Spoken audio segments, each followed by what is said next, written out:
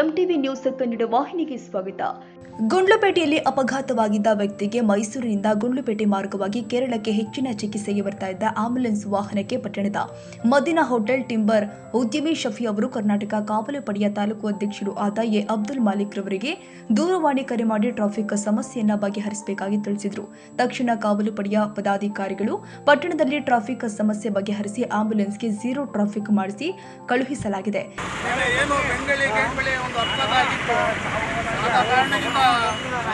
ಇವ್ರನ್ನ ಮೈಸೂರಿನ ಶಿಫ್ಟ್ ಮಾಡಿದ್ವಿ.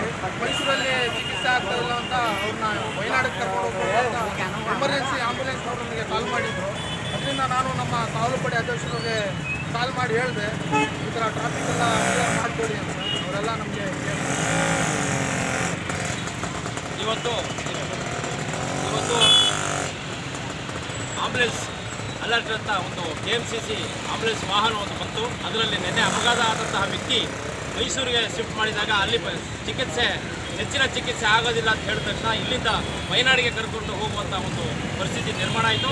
ಆ ಆಂಬ್ಯುಲೆನ್ಸ್ ಕೂಡಲೇ ಬಂದಾಗ ಒಂದು ಝೀರೋ ಟ್ರಾಫಿಕನ್ನು ನಾವು ಕ್ಲಿಯರ್ ಮಾಡಿ ಆ ಆಂಬ್ಯುಲೆನ್ಸ್ಗೆ ಕಳಿಸುವಂಥ ಸುಗಮವಾದ ದಾರಿಯನ್ನು ಮಾಡಿಕೊಂಡಿದ್ದೇವೆ.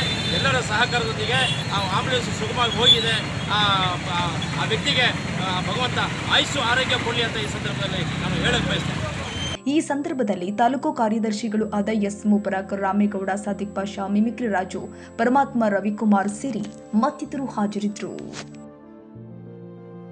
ತಾಜಾ ಸುದ್ದಿಗಾಗಿ ಎಂಟಿವಿ ನ್ಯೂಸ್ 24/7ಗೆ ಸಬ್ಸ್ಕ್ರೈಬ್ ಮಾಡಿ ಮತ್ತು ಬೆಲ್ ಐಕಾನ್ ಅನ್ನು ಒತ್ತಿ. ತಪ್ಪದೇ ಲಿಂಕ್ ಶೇರ್ ಮಾಡಿ.